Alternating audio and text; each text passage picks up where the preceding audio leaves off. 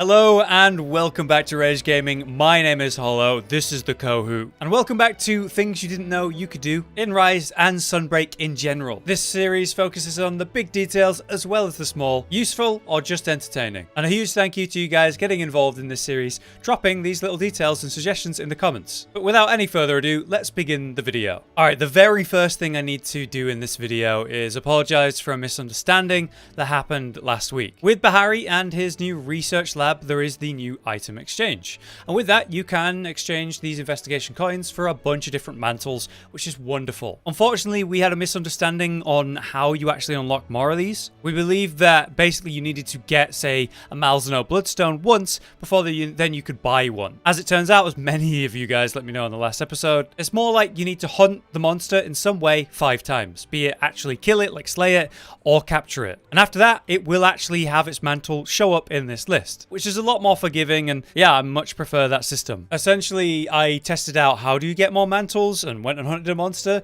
got the mantle and saw it showed up, and I guess that's how I came to the misunderstanding. So I apologize for the misinformation. Alright, so I've got a few tips in the hub itself, starting with the melding pot. There is a little detail that I was told, thanks to Elijah D. Helzer in the comments, that you can actually do a very simple trick to meld easier. What I find myself doing is a lot of this, like, okay, which do I have a lot of? I try to meld something that's, say, 15 or higher, or I've got 25 hard fangs, I'll do those. There's actually a much easier way. At no point have I realized this, but it literally says there, by value, if you push the right stick in, it'll actually show you what you have the most of first, not necessarily the value of it. As you can see, I have 37 cortexes from a Luna, and these are going to be the top melds for me, and I don't have to go through 27 different pages to find them. This is so much easier. Thank you so much for this tip. As this has genuinely helped me, I figured it might help someone else. Next, we have one that's just a nice little detail from Redshirt. Is that Red from my Final Fantasy raid team? He lets us know that there's actually a really scenic place in the hub that you can take some really good pictures from. It turns out you can actually climb that crane right there, something I never even realized you could do. So we have this jump here from the command post. A little detail here, a little bonus tip, is you do not need to do anything or use a wire bug or whatever. This ladder actually uses nothing to climb, so you can always do that, which is nice. Then from here, next to the Kohoot nest, we can go ahead and go over to the other side. So let's go ahead and we'll go up here to do the safer route. This is, of course, the baby Kohoot. You feed that enough times, it quite likes you. And from up here, we can go ahead and land all the way over here on the top. Then there's this netting to climb up the top, and now we're here. We're at the top of this crane, and this is the highest point in the new hub. As you can see, we can get a proper nice view of the actual crater and the area all around this mountainous area. Proper nice look at the background. Probably, like I say, a really good place for, say, a guild card screenshot or to hang out with some friends. It's the fact that you can look down at the whole hub and see everything going on as well. It gives you a nice new perspective. As I've said in this series, one thing that I'm wondering about with the hub is this whole section with the housing. I get that's where people live and everything, but it would be nice if there was some sort of expansion to the hub in some way, since as nice as it is in terms of how efficient it is to be here, it is quite a small hub, certainly compared to other ones we've seen in the series. So I do wonder if we'll ever see an expansion over there, maybe. We have a little detail to do with Utsuchi here, a friendly ninja who's always up high somewhere. And just like the original base Rise in Sunbreak, we can also call our Kohoot and then send it away to a specific direction, like, hey, attack Utsuchi. Literally just mauling him. I don't know why.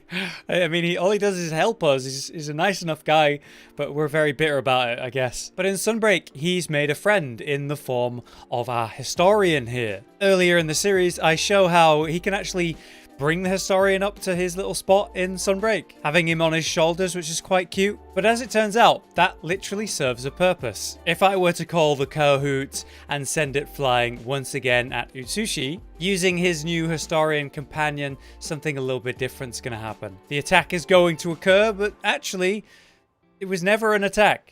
You were just sending the owl to go hang out, and he uses the staff as sort of a little, like a branch to sit on, protecting Utsuchi from his nemesis, the dangerous Kohoot, the friendly owl. A very tiny detail, but a cool one. And a lot of you guys let me know about this, thank you. Next, we have a really cool detail to do with the statues that you have in your room. So we have the shelving unit, much like the original room, and we can put our little statues on there and display what we've currently unlocked through the gameplay, which is cool. Around the back, though, we have a new feature. We have this little bookshelf or workstation rather, where we can put just three statues. And as you can see, I have this golden Malzeno statue, which looks really cool. When you're loading into the game, there is a character select screen, and it shows details about your current characters, how many hours you've played, things like that. But in the background, these statues actually display the current ones you have in your bedroom. Yeah, they show in the background. You can see my golden Malzeno statue right there. So if we come back to the actual game here and I customize the room a bit, and we put up some new statues that I've gathered. Let's have a look. I like the golden statue theme I've got at the back here. And of course, the ship at the end of the story, that's really cool too. So now I've got these three at the back of my room on the shelving unit. Let's leave the game and see if they show up. And there they are in the background. How neat is that? A really subtle detail that something I just never would have noticed if you guys hadn't pointed it out to me in the comments. At least 5 people mentioned this in the comments on the video, but it was Azuro in the comments who I saw it from first. Something we've covered a little bit on this series is the really cool interactions between the characters in sort of passing. And there's one little detail to do with the shadow boxing that Jay here is doing with Arlo that is really cool. Obviously, Arlo is watching over Jay do some shadow boxing, and I guess maybe considering teaching the guy, or maybe they are training together. You might wonder, like, what's the purpose of this though? Is Jay just being like an over-enthusiastic, kind of annoying kiddie character that he kind of is, and Arlo's just playing along? No, there's actually something to this. As you can see, Arlo's actually going to show him how to throw a punch. Do you see the way the air, like, literally gets punctured? There seems to be some kind of inner strength that Arlo has, even in his old age. And this is a really subtle, in-passing way to show that he's actually really, really strong. Obviously, Jay's still not quite getting it. He's doing his best, but it would seem he's still got a long way to go. Now for a more combat-focused tip, on the Citadel map, there is that Swampy Sap area 13 at the bottom left. Now we have those thorny toads who jump on the monsters when you're fighting in that swamp, and you can get some nice burst damage, as well as those very, very cute toads themselves. But Paul Davison in the comments lets us know about a sort of passive effect of fighting in that swamp area you might have noticed but not realized. When you knock a monster down in that area, what happens a lot of the time is its knockdown gets extended. It's held down there longer than it otherwise normally would be in another area. That's denoted by this sort of pool of sticky sap that sort of pulls it down, extending even small staggers beyond their normal time. So not only is it good to fight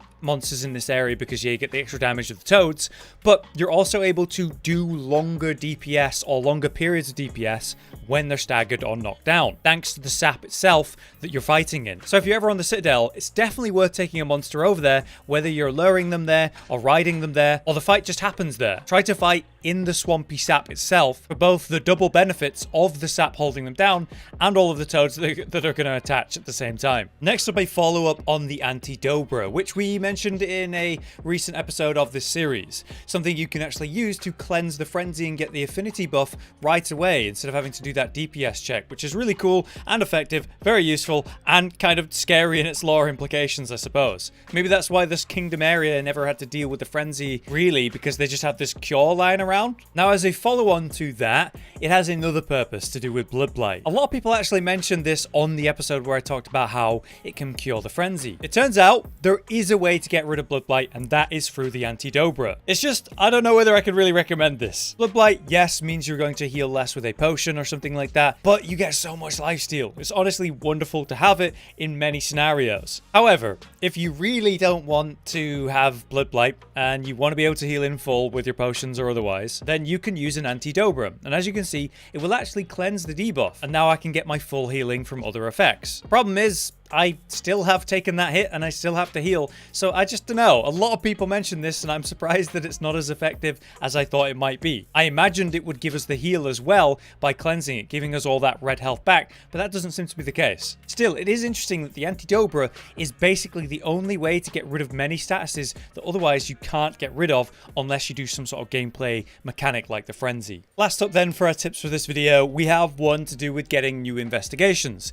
Now, in previous videos, I've said a great way to do that is to go onto an investigation and then pick up all the afflicted materials you can find on the map.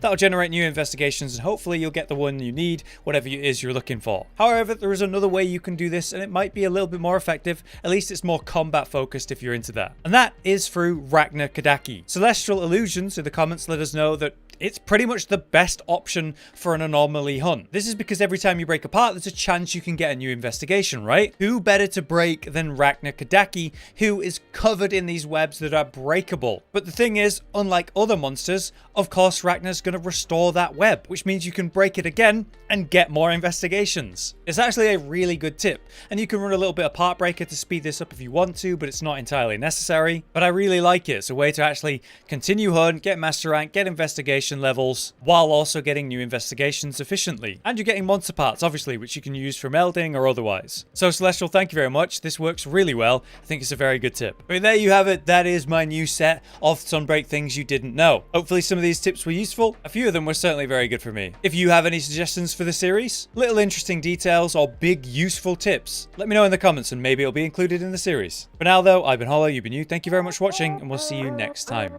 Josh, Cotton, and Hollow with the videos, dropping the humor like a hammer on your tippy toes, bringing entertainment on a daily arrangement to take our insanity and turn it into entertainment. Yes, I said entertainment twice, to reiterate that it is nice to look into your faces on a mostly daily basis when you let us in your homes to make the whole world a stage. Goodbye.